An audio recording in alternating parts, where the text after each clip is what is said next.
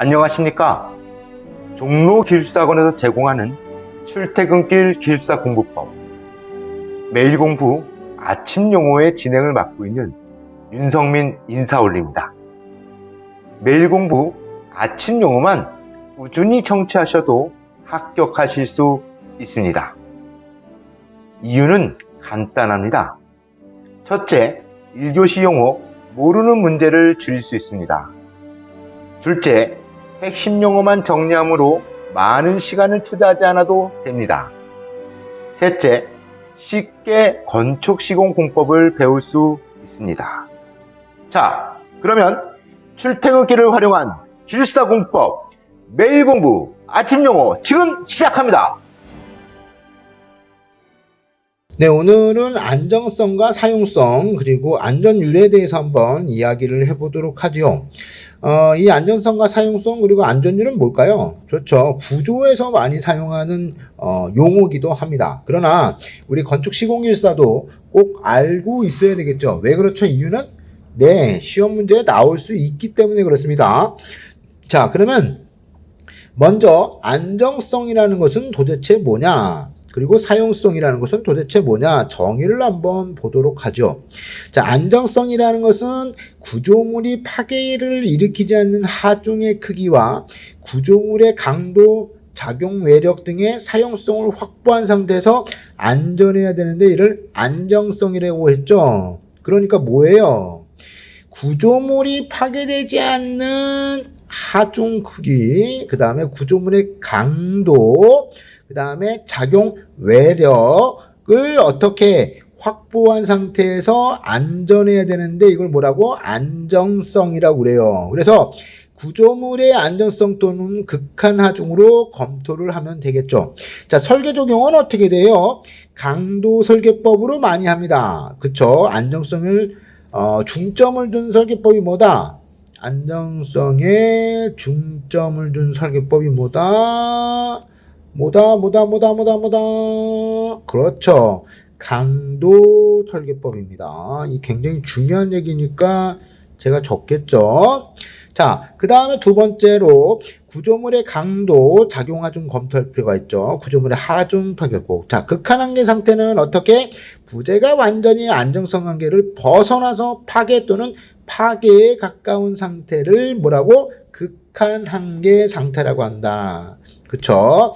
자, 한번 이야기를 해볼까요? 바로 부재가 뭐라고요? 안정성 한계 벗어나서 파괴하는 거. 그 다음에 파괴에 가까운 상태. 그쵸? 얘 두 개가 뭐야? 그쵸? 극한 한계 상태. 얘가 뭐라? 안전성이라고 볼 수 있겠죠. 자, 그렇다면 사용성은 도대체 무엇이냐? 사용성에 대해서 한번 또 이야기를 해보도록 하죠. 자, 사용성이라는 것은 구조물의 외력이 작용할 때 구조물의 안전에 지장이 없는 범위 내에서 구조물 사용에 대한 신뢰가 있어야 되는데 이것을 사용성이라고 그랬잖아요. 자, 이를 좀 어렵게 나와 있는데 이걸 조금 간단하게 생각한다면 구조물의 외력이 작용을 할 때, 그쵸? 예, 외력을 할 때 안전하다고 신뢰가 있어야 되는데 이것을 뭐라고? 사용성이라고 한다. 간단하다. 이거 이 얘기겠네. 구조물의 외력이 작용할 때 어떻게? 구조물 사용에 대한 신뢰가 있어야 하는데 이를 뭐라고? 사용성이라고 하는 거죠. 그쵸? 예, 외력. 즉, 바깥에 하중이 발생이 될 때 얘가 안전하다. 그러한 신뢰가 있어야 된다는 거죠. 구조물 외력할 때 구조물 사용에 대한 신뢰. 얘가 뭐야? 안전이죠. 안전. 그쵸? 안전이다. 얘가 안전에 관련된 얘기를 하고 있다는 거죠. 네. 자, 그 안정성이 확보되는 것은 뭐라고? 사용성. 그렇다면 그 사용성과 연관된 것은 뭐가 있냐? 구조물의 처짐과 그 다음에 균열, 그 다음에 사용 하중이겠죠. 그것을 검토해야지만이 얘가 사용이 가능하냐, 불가능하냐를 알 수 있다라는 거죠. 자, 그래서 설계를 적용하게 되면 허용력법을 사용하고요. 안정성 평가는 부재에 발생하는 처짐, 그리고 부재 균열, 진동을 할 수 있다라는 거죠. 따라서 얘는 뭐다? 극한 한계 상태가 아니라 사용 한계 상태라는 거예요. 예. 자, 그래서 사용성과 안정성에 대해서 이야기를 한번 해보았고, 자, 그렇다면 이제 이번에는 안전율에 대해서 이야기를 많이 합니다. 우리 안전율, 보통 우리가 이제 구조 설계, 그쵸? 네. 네. 네. 이 구조 설계를 하게 되면, 여기서 이제 보통 우리가 뭐 안전율을, 그쵸? 뭐 1.5배를 주었다, 뭐 2배를 주었다, 뭐 이런 얘기들을 많이 하죠. 그쵸? 보통 1.5배가 이제 많이를 하죠. 내진 설계에 관련된 사항이니까. 그러다 보니까 사실은, 이게 참, 뭐가 있어요. 예, 맞아요. 여기에 관련된 사항이 문제가 되는 것들이 있어요. 2배, 이렇게 1.5배가 되다 보니까, 철근이 많이 들어간다, 안 들어간다?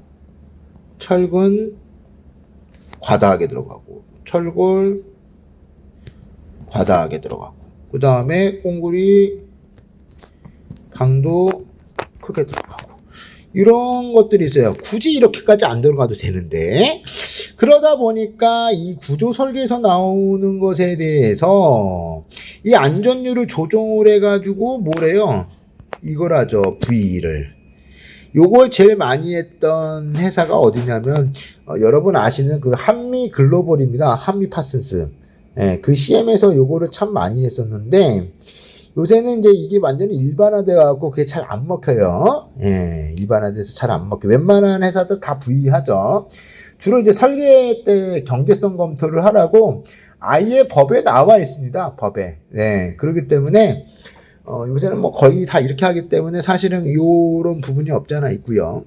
자, 그래서 이 안전율은 이 바로 고정하중과 적재하중, 그쵸? 자, 고정하중은 붙어있는 하중이에요. 즉 다시 말해서 뭐 보라든가 기둥이라든가 또는 이제 완전히 붙어있는 구조물들, 벽체라든가 또 뭐가 있을까요? 뭐 슬라브라든가 창문이라든가 문이라든가 이런 것들은 다 고정하중이고, 적재하중은 여러분 잘 아시는 이제 가구 같은 거, 사람 같은 거, 식탁 뭐 이런 것들이겠죠. 또한 뭐가 있어요? 적설하중, 눈이 왔을 때 어떻게 많이 쌓이느냐, 그 눈의 하중에 관련된 사항. 풍하중은 뭐예요? 바람이 불었을 때의 하중을 의미하는 겁니다. 이 풍하중과 지진력은 굉장히 관계를 많이 하고 있는데, 보통 보면은 높이는 3배가 나지만 풍속은 10배의 차이가 난다고 제가 말씀을 드린 적이 있죠. 네. 만약에 예를 들자면 초고층 건축물을 한번 이야기를 잠시 한번 해볼까요? 네, 내가 이제 요런 건축물이 있습니다. 자, 요런 건축물이 30층이다. 3층. 네. 그 다음에 요런 건축물이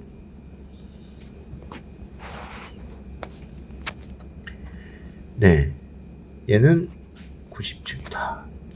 자, 그렇다면 높이에 관련된 사항, 높이는 3배 차이가 나죠. 맞죠? 그쵸? 네, 3배 차이가 난다. 그런데 풍속은